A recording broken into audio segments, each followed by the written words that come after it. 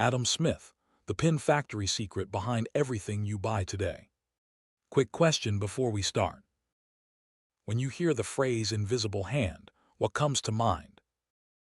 Selfishness is good, greed works out fine for everyone, something like that. That is what most people think it means, and it is almost the opposite of what the man who coined it actually believed. Which is exactly why we need to talk about Adam Smith properly. Not the bumper sticker version. The actual 18th century Scottish professor who spent most of his career writing about sympathy before he ever wrote about markets. And that order matters enormously. Smith published a book called The Theory of Moral Sentiments in 1759, 17 years before The Wealth of Nations.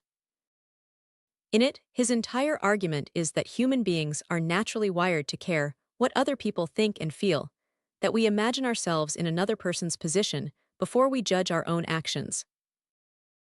He calls this sympathy, and he treats it as the actual glue holding society together. The Wealth of Nations is not a rejection of that book. It is the same author asking, given that people also pursue their own interest, how does a large economy actually organize itself? So set the scene for us. Where does this thinking come from? Smith was part of the Scottish Enlightenment, this remarkable, tightly knit circle of thinkers working out of Edinburgh and Glasgow in the middle of the 1700s, arguing in taverns and university halls about human nature, trade, and government, at a moment when Scotland itself was transforming from a poor agricultural periphery into a genuine intellectual powerhouse. Smith taught moral philosophy at Glasgow, and he was constantly walking between two worlds, the university lecture hall and the actual merchants and manufacturers of a rapidly commercializing country. And that brings us to the most famous example in the whole book, the pin factory. Right, and it is worth actually describing it, instead of just name-dropping it. Smith visits or describes secondhand a small pin manufacturer.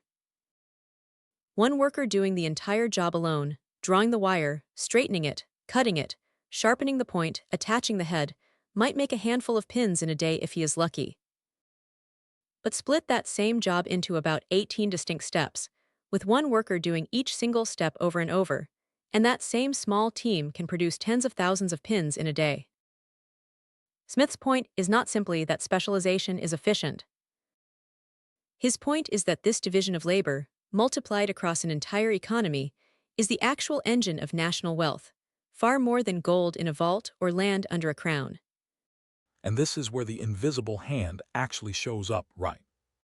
It shows up almost as an aside, one single use of the phrase in the entire Wealth of Nations, and it has been dragged completely out of context ever since. Smith's real point is narrower and more interesting than the caricature.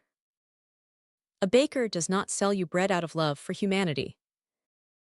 He sells it because he wants to earn a living, and in pursuing that ordinary self-interest, within a system of open competition and reasonably fair rules, he ends up supplying something society genuinely needs. That coordination, nobody centrally planning who bakes what for whom, is what Smith calls being led by an invisible hand toward an outcome the baker never intended.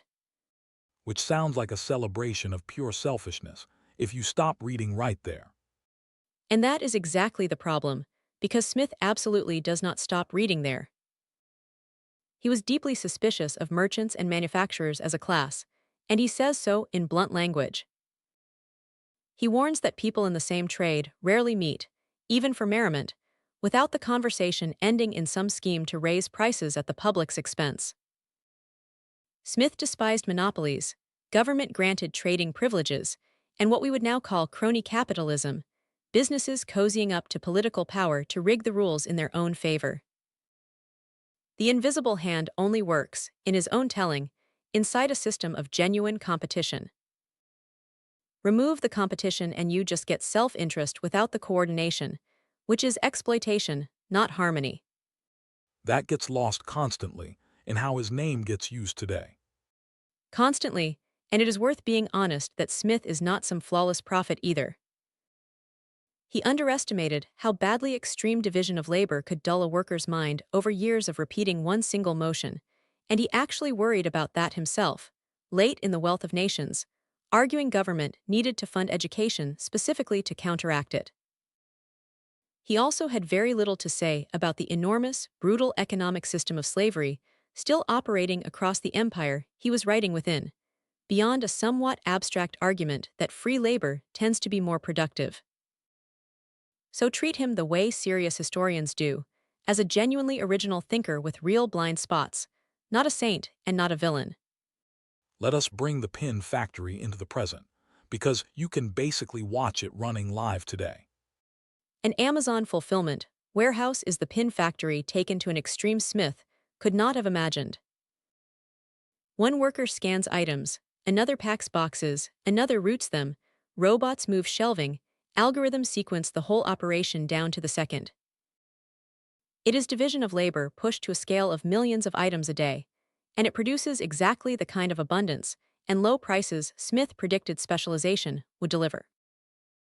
It also produces exactly the kind of repetitive, closely monitored labor he worried about, which is a very live debate today about warehouse working conditions and automation. Give us the everyday version too, something people can feel without needing an economics degree. Think about a serious restaurant kitchen. One brilliant home cook doing absolutely everything, chopping, sautéing, plating, expediting, can produce a wonderful meal for 4 people, slowly. A professional kitchen assigns stations, someone runs the grill, someone runs sauces, someone handles cold prep, someone expedites and calls out orders, and that same kitchen turns out 200 excellent meals in a single busy night. Nobody is smarter or working harder in the second kitchen. The structure itself is doing the work, exactly Smith's argument about pins. And there is an obvious current events angle here too, because globalization is basically a giant argument about whether Smith's logic still holds at the scale of entire nations. It absolutely is. For decades, the dominant policy logic in most wealthy economies followed Smith fairly closely. Let countries specialize in what they are relatively good at, trade freely, and total output rises. But the reshoring and friendshoring debates happening right now, companies and governments deliberately moving manufacturing back closer to home, even at higher cost, are a direct test of the limits of that logic. Efficiency is not the only value a country cares about.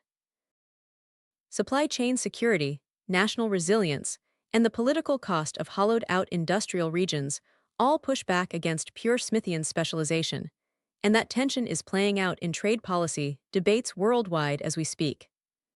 There is also a smaller, more personal side of Smith worth mentioning, because it complicates the caricature even further.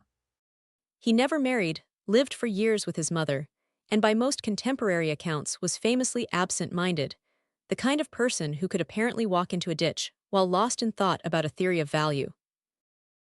Friends described him as generous almost to a fault, quietly giving away large portions of his own income to causes he never publicized. It is a strange thing to hold in your head, alongside his reputation, as the founding theorist of self-interested market behavior, a man whose own daily habits leaned far more toward moral sentiments than toward cold calculation. So where does that leave Smith's legacy, honestly? Somewhere more interesting than either his fans or his critics usually admit. He was right that specialization and open exchange create staggering material abundance, more than almost anyone in his century imagined possible. He was right that self-interest, properly channeled through real competition, can produce cooperation nobody designed on purpose. And he was right, and often forgotten, that this only works when it rests on the same sympathy and fair dealing he wrote about first, and when it is not captured by monopolists rigging the game. Which is honestly the whole reason to actually read him, instead of just quoting him. Understanding markets, and understanding when markets quietly stop working the way they are supposed to. Both start with getting the invisible hand right instead of flattened into a slogan. And Smith did not build this out of thin air either. His whole worldview, the confidence that human behavior could be studied empirically rather than assumed from first principles, came directly from his closest friend, a philosopher even more radical than he was. Next time, David Hume, the man who questioned whether reason really runs your life at all, or whether it is just along for the ride. See you then.